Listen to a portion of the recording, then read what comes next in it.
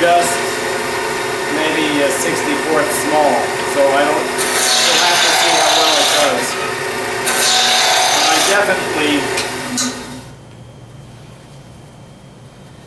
definitely can't go too far with this.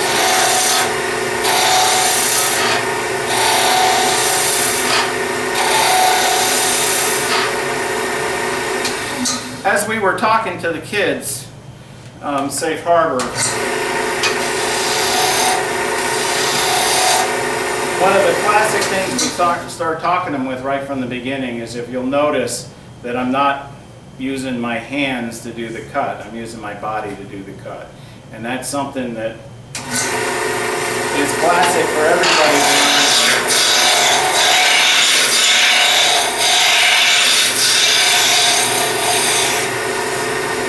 Because the problem is, if you turn with your arms,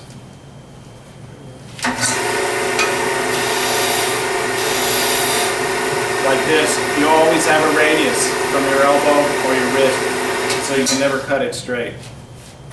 All right, so let's see. We'll see.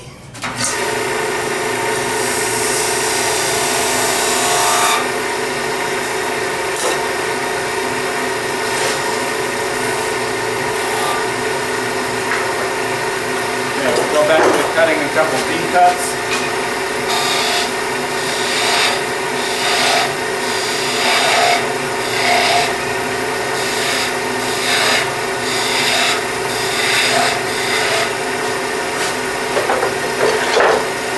I'm going to part it down.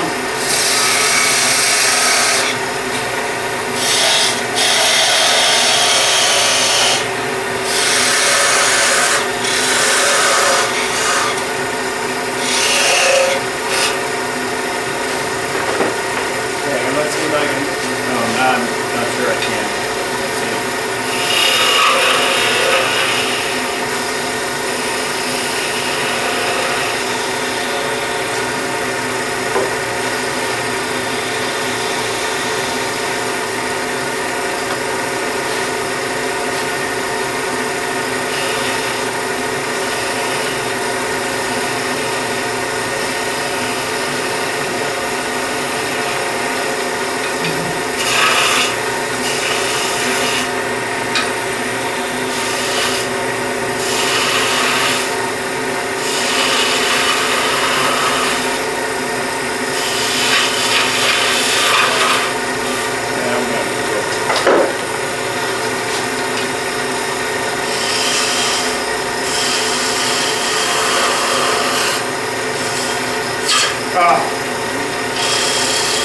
Finally got too much in a hurry.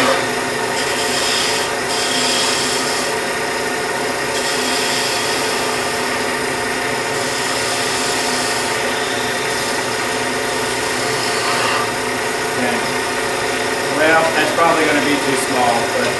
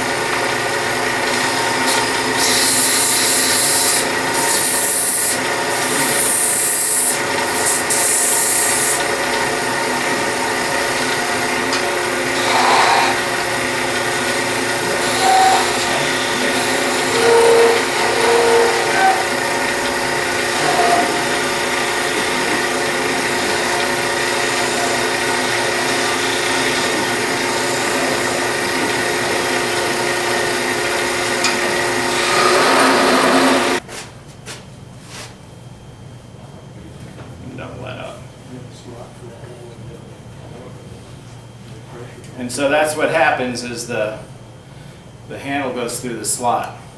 Okay, so you can turn this straight and have the handle come straight out, or you can tip it like this and have it at a little bit of an angle. So what I'm going to do first, just to help myself out, is drill a depth hole. So I have an idea of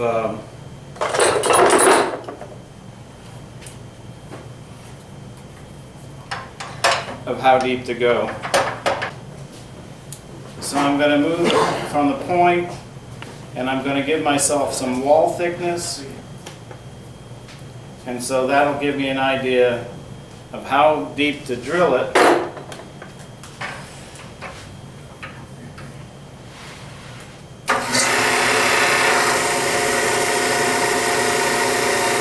Because the one thing you don't know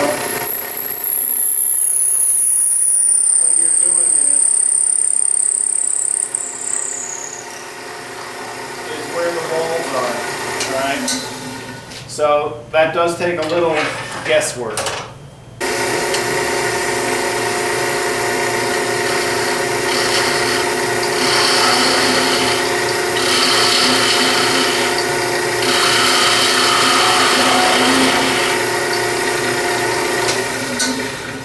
So what I'm going to do is I'm going to back out this cut. I don't want to cut into the handle on this one, so I'm going to back out and keep on getting myself the outside diameter.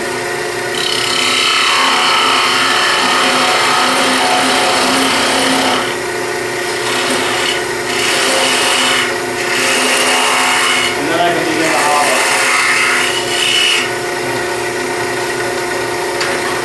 Now, you can do it all with a gouge.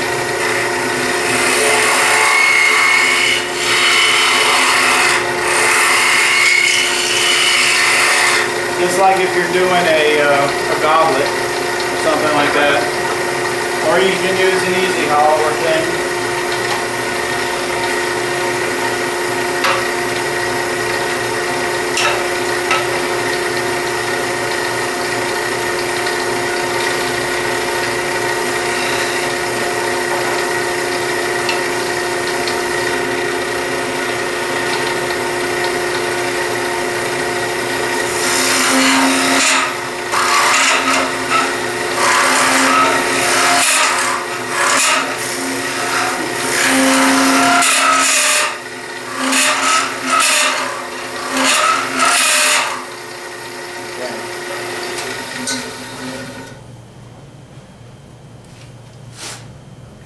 That's too thick at the bottom. I still got a ways to go at the bottom. Let's do a little more with the gouge. But you get the idea.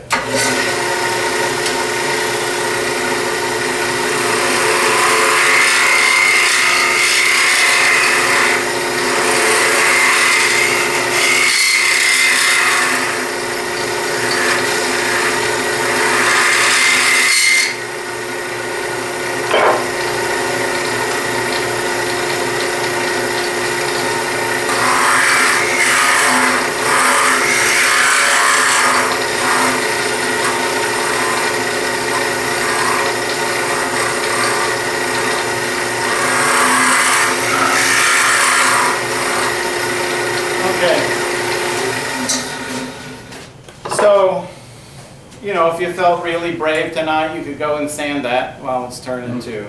All right. And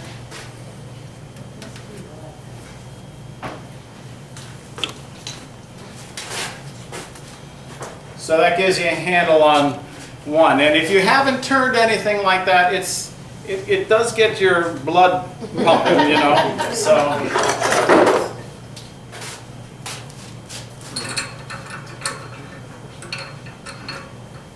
How did you form the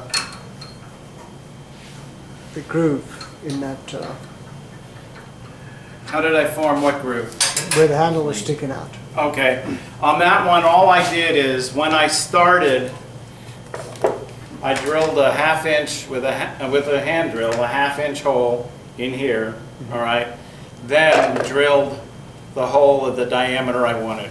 And then I just took actually a dovetail saw and just cut up, you know, to make this square, because if you drill here, it kind of closes in on itself. One of the things you have to pay attention to on some of them, if you saw on the cherry one, I like to do this on when I'm doing regular scoops. I put a flare, because I do it also on goblets. As you come down to the cup, I put a flare. Well, the flare doesn't fit in here very well, so that's why I went to a plain one on this one, where just that plain section fits right in here. If you're going to put a flare on it, it's got to be smaller than this diameter here, this 1/2 inch or whatever.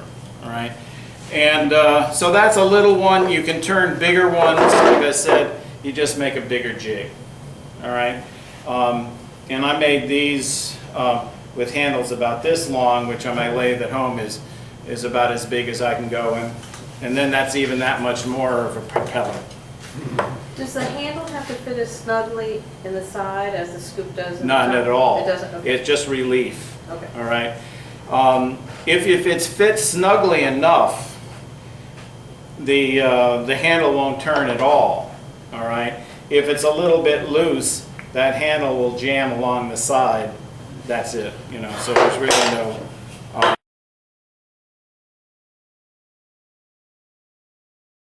What I did with this is a design by Ruth Niles. Some of you may remember her. She is one at the Florida Symposium that brings the stoppers and wine bottle stoppers and all of that. So what I've done is I've laminated a piece of cherry between the two pieces of maple.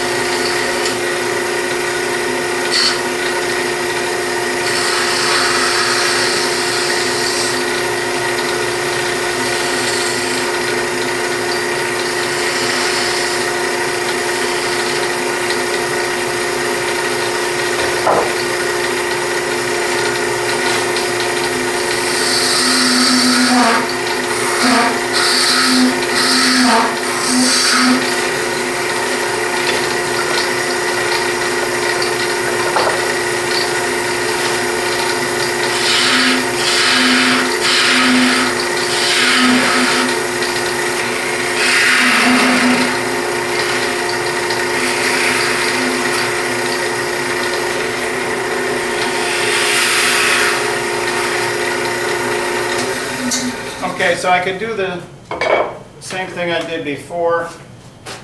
Let's see if I can do this.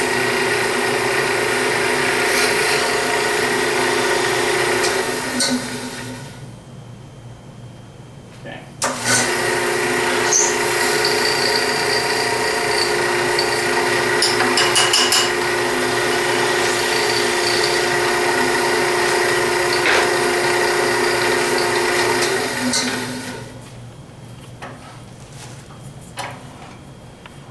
Okay, we're going to do the same thing again, except this is a little different shape.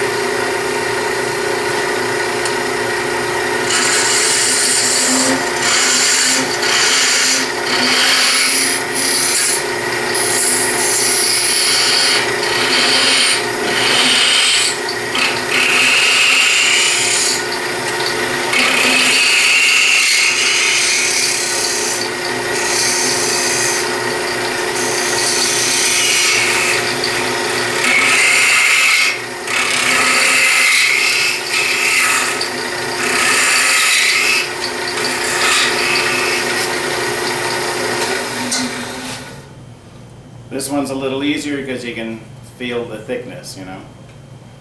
So.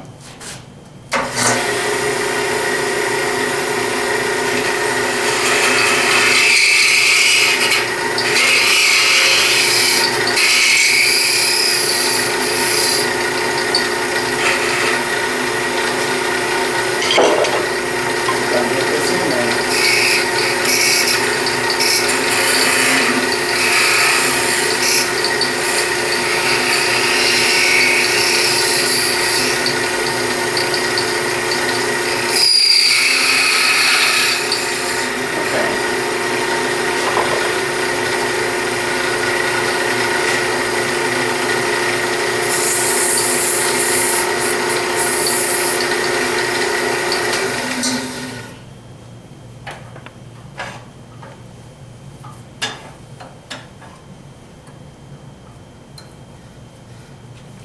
Okay, what I'm going to do with this one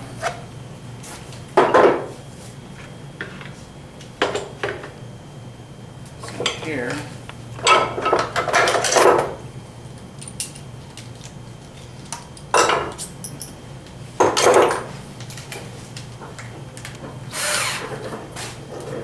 Okay, I'm going to come through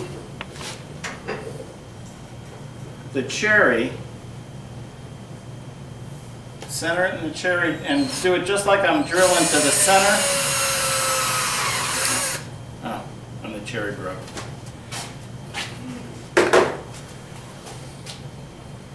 Well, that's a shame.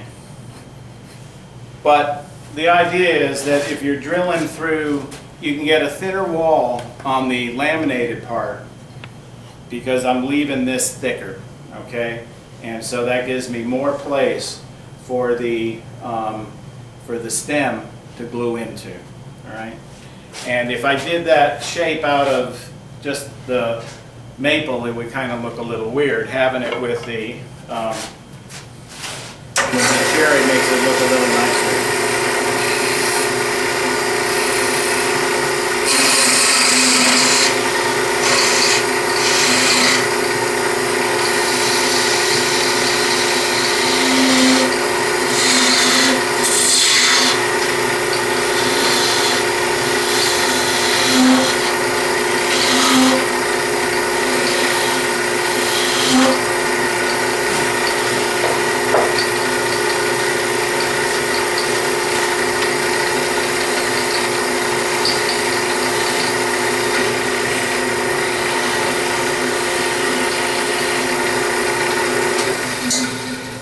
Okay, so you can see it broke out, so sorry about that, but we'll see if I can cover that up a little bit with the handle. Now I got to turn the handle. Didn't sand this either, but give you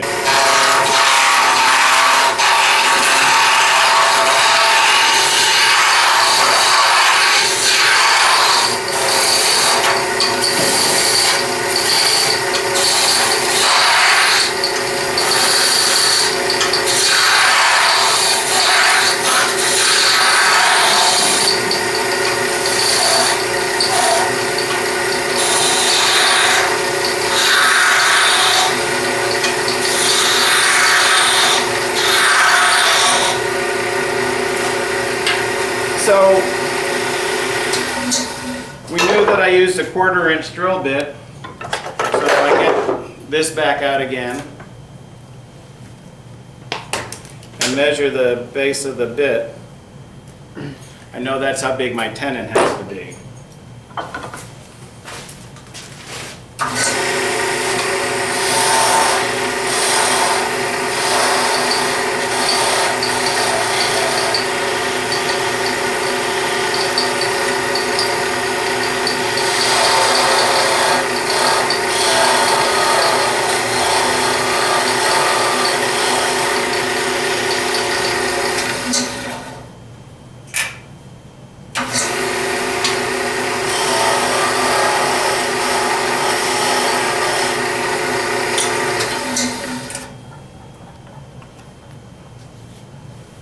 Okay.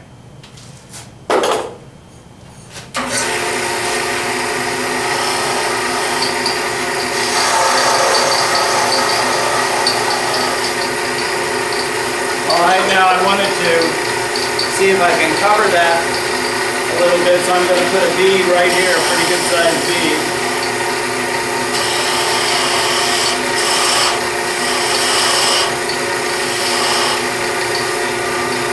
And then I'm going to taper down.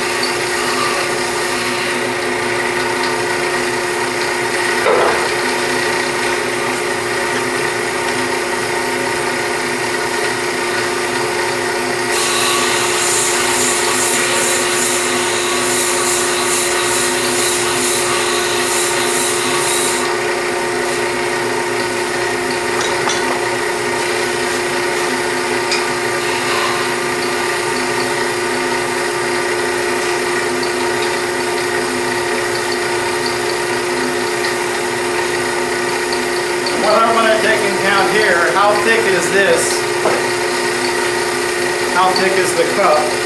Because I don't want it to extend in too much, or if I do extend it in, as you can see on this one, you can put a little point on the inside, a little bevel.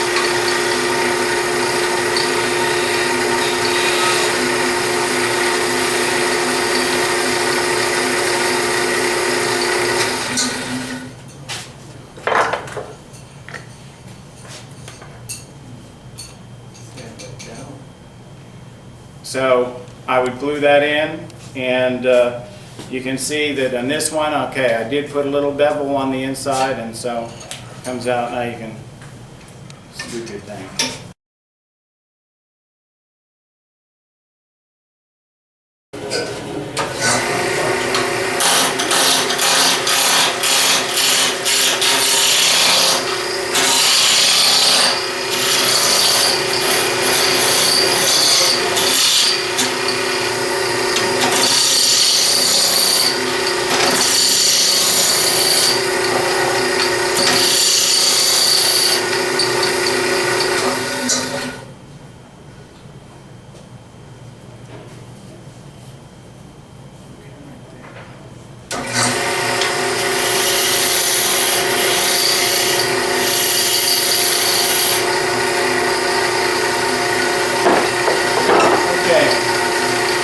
What I'm doing this time is this one, all right?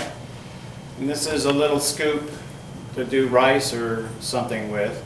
And then you can do it an easy way, you can do it a little more complicated way.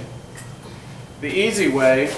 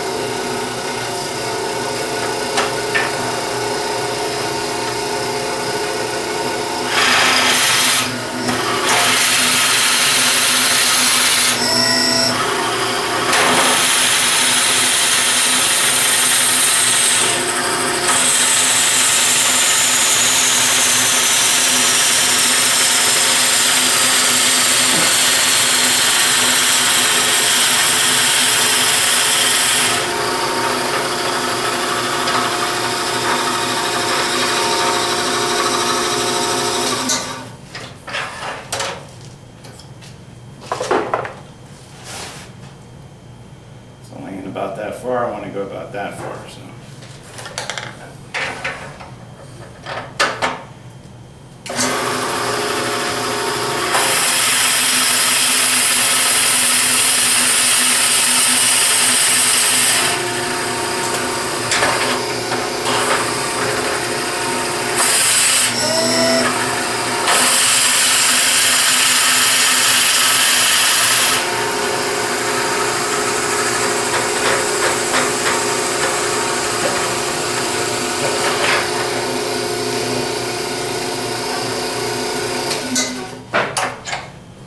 Okay, I think that's going to be far enough.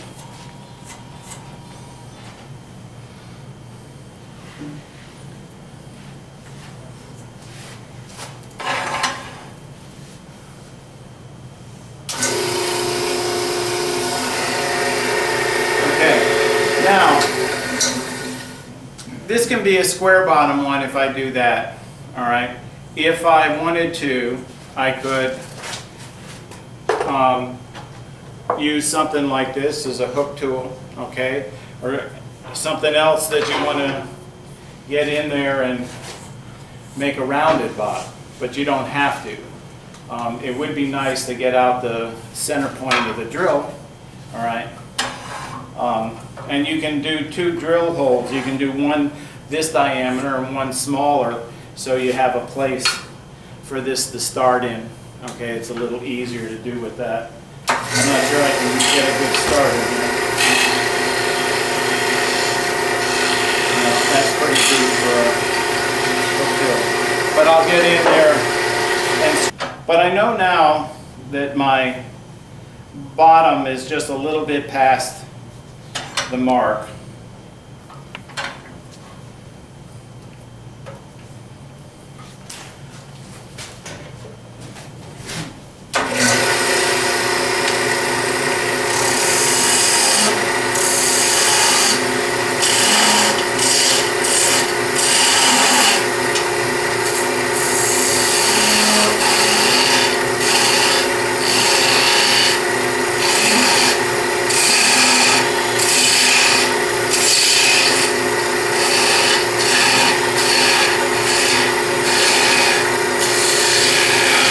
I think you can see why this grip is so valuable, because it really gives me control, because I got a lot of leverage off the tool rest.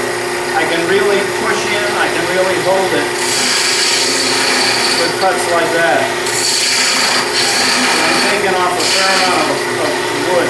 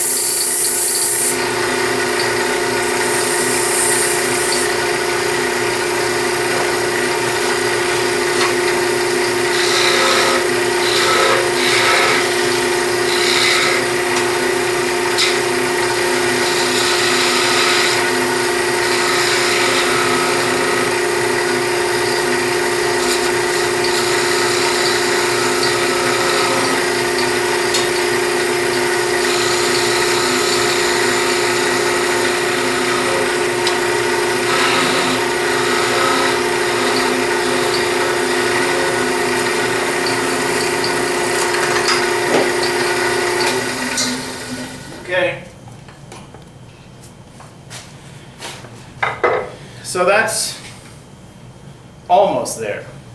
All right, and now we have to cut the scoop on it, and I'm going to cut a shape about like that. And I want to keep it, whoops, and I want to keep it lined up with the lamination here. All right, so that that's even.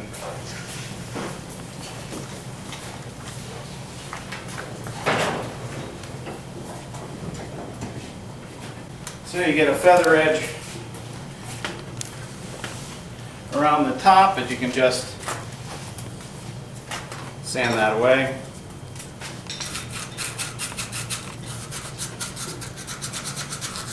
And if you want to, while you're turning on the end, instead of just drilling, you can do some other things, like you can taper that outside edge so it just comes out to a kind of a more of a feathered edge. In this case, but that only is going to apply down here, because since you cut away,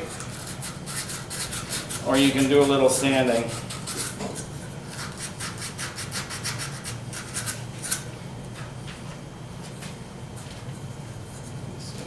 That last little bit.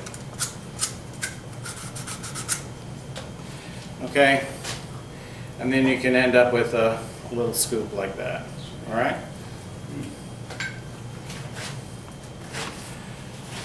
So that's 3 different style scoops. Pretty different in the way you do them. I think the one that's most exciting is the one that's done in the chuck with the handle spinning around. You should maybe really try that once. If you have to, the one thing you have to remember, and this is, I'm serious about this, is you have to keep your hands behind the tool rest. All right. It whacks pretty good when it's on the other end. All right. And yeah, and these jigs are, you know, just dead easy to make. So you just, in this case, I just decided I wanted to make these 1 1/4 inches. Some of the ones that, like the bigger one that went around, that's supposed to be for coffee, but it makes that's a little too big, I think, for coffee. All right. The other one may be a little small, but you just size them up until you get something that you know that you're pretty comfortable with, makes the coffee strength that you want, you know, for the coffee scoop. For these, you can make them any size as you can imagine. And Soren Berger, who is pretty classic at that, instead of, he does kind of a combination. He does that kind of turning with a bigger scoop and a short handle, but he turns it round first, and then he offsets it twice. So the handle he has coming off of that, yeah, has a curve to it, has an offset curve. Then he puts it in the jam chuck like this, and cuts out the inside and makes it all round. So the kind of scoops that he does are just gorgeous hand feel. They're turned, they're short, the handles are very much like that, but they're offset twice. And but the scoop itself isn't an end cut scoop, it's a round one with the hole in the top. So pretty classy scoops. All right, so that's it for scoops. The challenge for next month is to make something for the kitchen. All right, scoops are all right, spurtles, rolling pins, honey dippers, any of those things. A bowl? A bowl. All right, a bowl. But if you do a bowl, you're going to have to bring in chopsticks or a spoon. Or a drink muddler. So whatever. All right? Thanks, everybody.